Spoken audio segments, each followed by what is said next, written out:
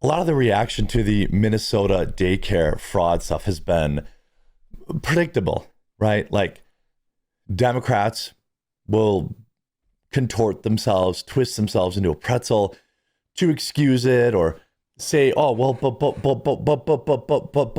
white people, like Tim Walz has, many Republicans will send tweets. That's it. Pam Bondi will go on Fox News and, talk about how outraged she is and all this kind of stuff. Nothing will happen, right? We agree that I think most of us are in the camp of like, they better do something with this one, because if they don't, I'm out. Like, they're not getting my vote in the midterms. If heads don't roll over this Minnesota daycare scandal and we get just a couple of low-level dorks, like, you're not getting my midterm votes. Like, that's just the truth. Well, multi-millionaire fake socialist Twitch streamer Hasan Piker decided that he wanted to weigh in on the fraud, and he got absolutely bodied, absolutely humiliated. And I wanted to just share a little bit of that with you all. Let's start with this tweet. Hassan Abi saying, he tries to go head to head with Nick Shirley. It did not end well. Nick Shirley writes, people like this commie literally shock their dogs and complain about America 24/7. And when someone actually leaves their room to do something about it, wait for it, they defend the criminals. 52,000 likes. Hassan Abi getting brutally ratioed here. 10,000 comments to 12,000 likes. I don't care what kind of fraud Somalis and daycares are doing, or I don't know, but I think it's a separate crime to try and storm in with a camera into a daycare with kids in it. What? This is perhaps the dumbest take ever, but you would expect that from a guy who held his Christmas party in a $45 million mansion. Here's Blair Wright. There were no kids. That's the entire point. 29,000 likes. Not to be, hey, let's grant you the benefit of the doubt since you obviously have a brain development issue. But the crazy thing is here, there were no kids. That's kind of the main point, Lamau. G Prime says, yeah, he should stick to wholesome activities like electrocuting dogs. Don't make me tap the sign. Robbie Starbucks says, you should take the shot collar off your dog and put it on yourself so the dog can shike you whenever you say dumb stuff like this. Now that's the content people would pay to see. Nux Taku in here with, Hassan will support literal ped Terry's, but exposing fraud where there's no kids nearby is creepy. Chrissy Merrick coming with that. Y'all love misusing the word storm, I've noticed. Reference to storming the Capitol, things like that. I'm again, like, it's this old tweet from Millennial Woes. It's amazing how much leftist discourse is just them pretending not to understand things, thus making discourse impossible. It's an evergreen tweet. Nick Shirley coming in with 60,000 likes. Haha, you would say something stupid like this. So then he says, Nick Shirley dunks on him there. He says, I've traveled around the world and went to numerous protests, but since I wasn't trying to storm childcare facilities with a camera crew screaming, show me the killed children now, he didn't do any of that. It doesn't count. There's a proper way to conduct thorough investigation. You botched it for clickbait. What would Hassan Abi know about? Of course, the dog shock. You're a limousine communist who abuses your dog for clicks. Nick is a truth-seeking journalist. I hope this explains the difference. You're getting tore up in these comments, and I'm 100% here for it. Here's, Kaizen. I don't know who this is, but they're very popular. He did imperfectly what no one else is doing and achieved the perfect result. 12,000 likes. Phil Labonte, you've never done a bit of journalism in your life. You're an opinion commentator, streamer. You went to protest to promote your brand. Also true. The whole thing is bonkers. And then Tyler Oliveira, who is unfathomably based. This is the guy that did the Indian Poo Festival investigation. He dunked on him got 30,000 likes. He said this, you live stream yourself ranting about politics from your bedroom for a living. Every time you go outside, you get humiliated on stream by someone pretending to be your fan. You're attacking Nick Shirley for knocking on doors of publicly funded daycares, quote unquote, that defraud American taxpayers out of millions of dollars per year. You claim to be a champion of America's working class, yet when Shirley shows that their tax dollars are being spent to fund third world fraud schemes across the country, you feel comfortable to attack his methods, but not the fraudsters stealing billions of dollars from American taxpayers. You're a bad actor supporting the destruction of America via the mass importation of infinite refugees that are plundering the country for everything it's worth while not giving a single frick about the actual Americans struggling paycheck to paycheck. Absolutely bodied him. People are done with this performative nonsense. Look, I know that I literally sit in my living room, right? I'm in my basement, literally.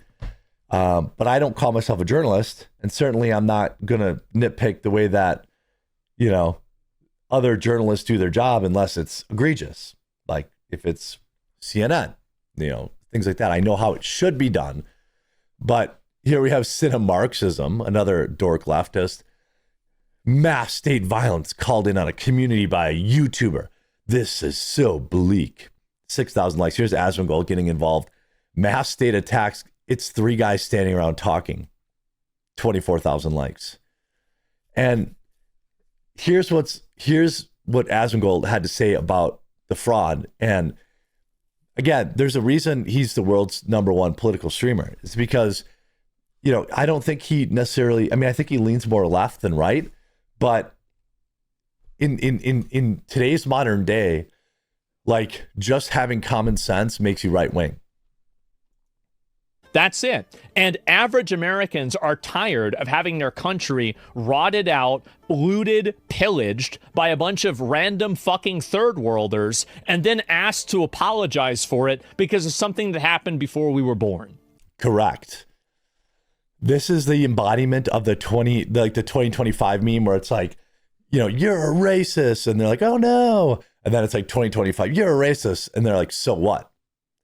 Like they've lost that power.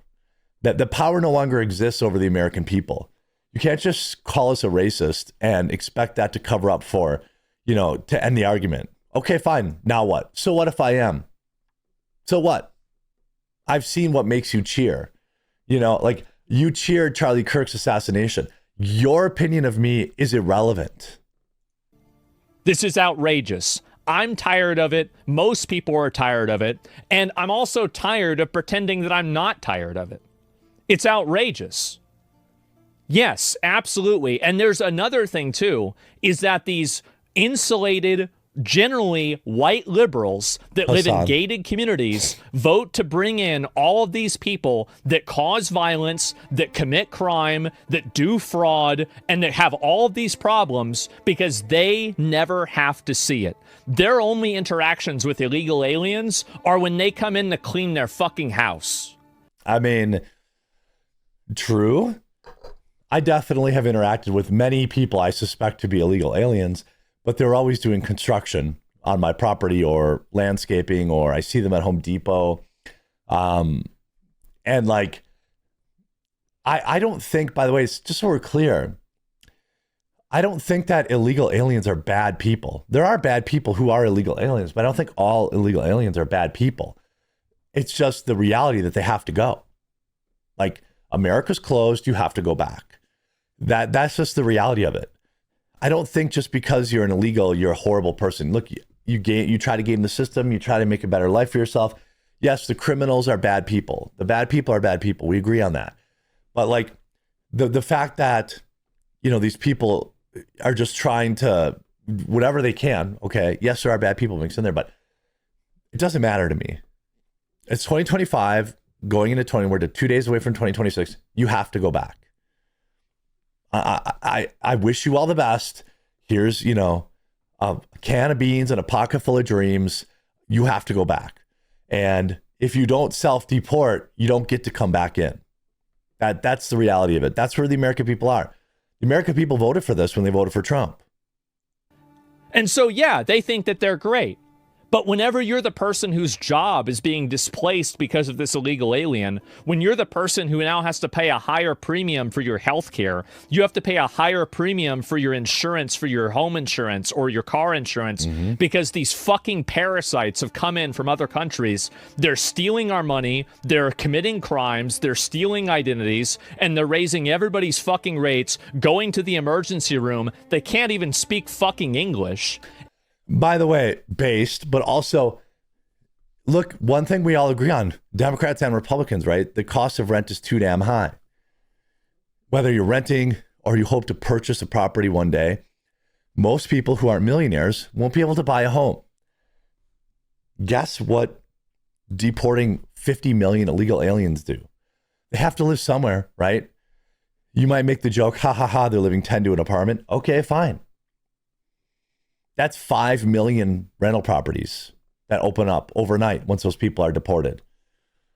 We know from other shows like the Financial Audit, Caleb Hammer's Financial Audit, that a lot of these illegals own homes, right?